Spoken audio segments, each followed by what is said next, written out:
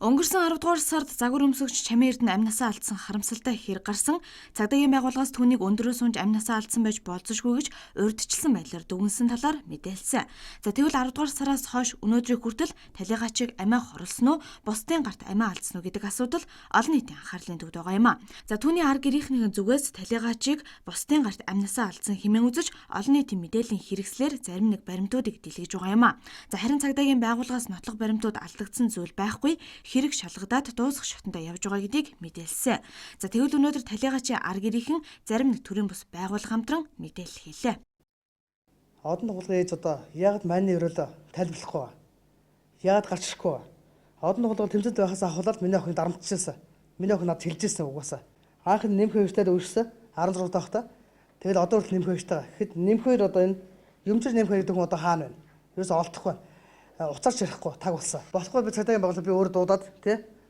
Тэдний нүдэн дээр би сүүх хэмжээний зүйлс би гомдолтой. Тэдний нүдэн дээр би болохгүй 10 давхраас хүн багтах нь би өөрөө чихээд өөрөө чамайг өсрөд 10 давхраас өссөн ямар гэмтэл ахна би өөрөө харуул заа юу. Цагдаагийн байгууллагын эрүүгийн шүүхийн газарт би эдгээр яг худлаа ийм шинжилгээ гаргаад Ар гэрийнхнийхэн зүгээс талигаач Чамын Эрдэнэийг амиа хорлсон гэж үзэж хэргийг хаах гэж байгаад гомдолтой байгаагаа илэрхийлсэн.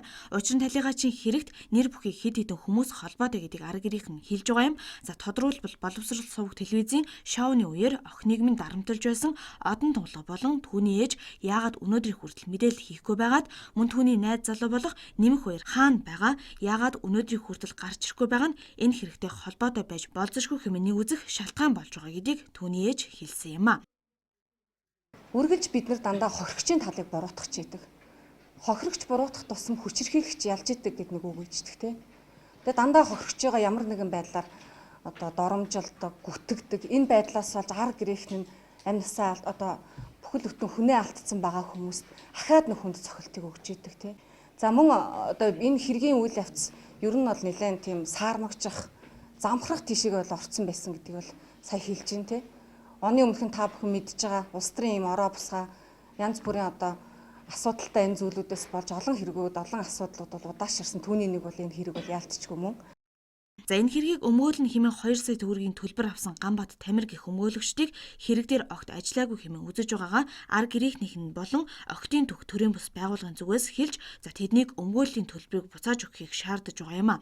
За ямар ч тач талигаачийн ар гэрийнхэн шүүх шинжилгээний хариу болон цагдаагийн байгууллагаас өгч байгаа мэдээлэлд итгэхгүй гомдолтой байгаагаа илэрхийллээ.